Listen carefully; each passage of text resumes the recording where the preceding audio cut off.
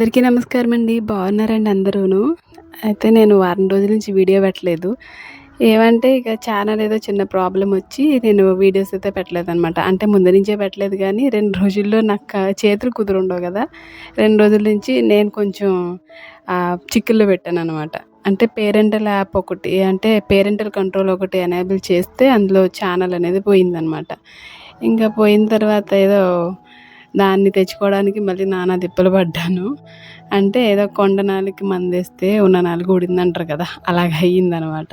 ఇంక ఎలాగైతే వచ్చింది. ఇప్పుడు మేము కళ్యాణానికెళ్ళాము. ఇక్కడ తిరుపతి వెంకన్న బాబుకి ఎలాగైతే కళ్యాణం చేస్తారో తిరుపతిలో, అలాగా ఇక్కడ తెలుగు వాళ్ళు కూడా కళ్యాణం చేస్తారనమాట వెంకన్న బాబుకి. గత 4 సంవత్సరాల నుంచి చేస్తున్నారండి.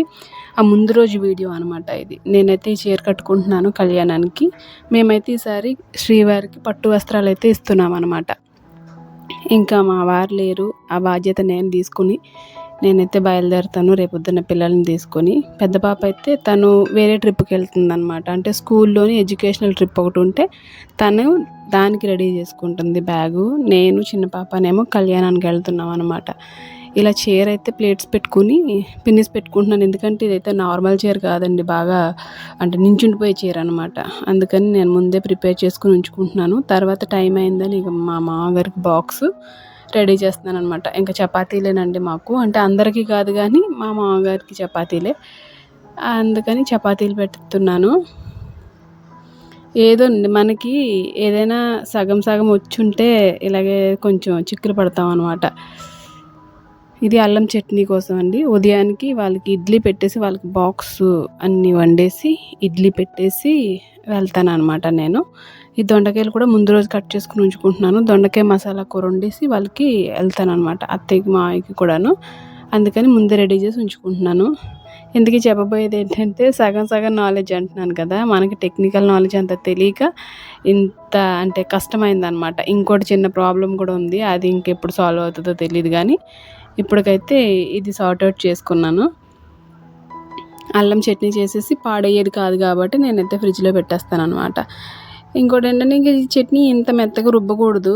నేనేదో ఆలోచిస్తూ మెత్తగా రుబ్బేశాను. తర్వాత మసాలా కూడా రుబ్బేసుకుని ఉంచుకుంటాను. ఎందుకంటే నేనెప్పుడు ఉల్లిపాయది ముందుగా రుబ్బుకుని ఉంచుకునే అలవాటు లేదు. కానీ ఈసారి మరి రేపు పొద్దున్నే నేను 5 గంటలకి ఇలాగా మేము కళ్యాణానికి బయలుదేరిపోవాలి తెల్లవారుజామున. కళ్యాణం 7:30కి అలాగా మొదలు పెట్టేస్తారు ఊరేగింపు. ఊరేగింపు టైంకే నేను పట్టు వస్త్రాలు కళ్యాణానికి అందచేయాలి కాబట్టి 5 గంటలకు అలాగా మేము వెళ్ళిపోవాలనమాట. అందుకని నేను ముందు రోజు నైటే ఇవన్నీ ప్రిపేర్ చేసుకొని ఉంచుకుంటున్నాను. మరి వంట చేయకుండా మరి ఇంట్లో నుంచి వెళ్ళలేము. పెద్దవాళ్ళైతే ఉన్నారు కదా! ఇక వాళ్ళకి వండి పెట్టేసి నేనైతే బయలుదేరుతాననమాట. ఇంకా ఆ రోజైతే వీడియో ఏం తీయడానికి అవ్వలేదండి కళ్యాణం రోజు. కానీ కళ్యాణం చాలా బాగా జరిగింది.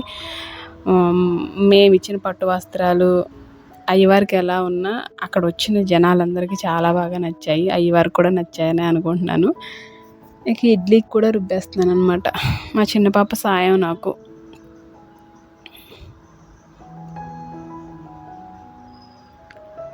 ఇడ్లీకి రుబ్బేసి పక్కన పెట్టేస్తే ఇక మిగతా పనులు గిన్నెలు తోమడం ఇవన్నీ ఉంటాయి కదా! అవన్నీ చేసిన తర్వాత కొంచెం చిన్నది షాపింగ్ ఉంది. ఏమైనా కొందాం అనుకుంటున్నాను పిల్లలకి. అంటే చిన్న పాపకి బ్యాంగిల్స్ బ్యాంగిల్స్ కొందాం అనుకుంటున్నాను. సారీ జంతికలు అనబోతున్నాను అనమాట. అంటే జంతికలు చేద్దామని అనుకున్నానులేండి. అది మైండ్‌లోకి వచ్చేస్తుంది. ఇంకా గాజులు కొందామని చెప్పి వెళ్దాం అనుకుంటున్నాను. ఇవన్నీ పెట్టేసి రెడీ అయిపోయిన తర్వాత అంటే ఇల్లంతా శుభ్రం చేసిన తర్వాత అప్పుడైతే వెళ్తాననమాట. గాజులు కొనడానికి చిన్న పాపకి.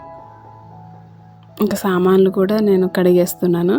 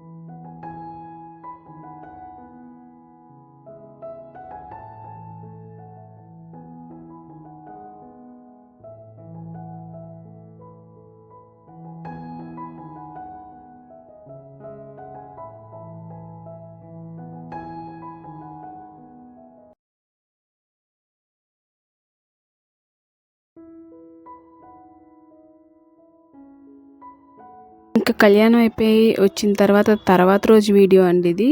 ఇందులోనే ఇంక్లూడ్ చేస్తున్నాను అన్నమాట. ఇది నా బ్రేక్‌ఫాస్ట్. నేను తినేది పెద్ద బ్రేక్‌ఫాస్ట్ ఏమి ఉండదు. నాకు రాగి జావ అంటే ఇష్టం. మా వాళ్ళ నుంచి అంటే మా తాత ముత్తాతల నుంచి రాగి జావ అంటే ఇష్టమేమో మరి. అలాగే నాకు కూడా రాగి జావ అంటే ఇష్టం. రాగి జావ తాగుతాను. కొంచెం ఏదో అలాగా అనమాట. నా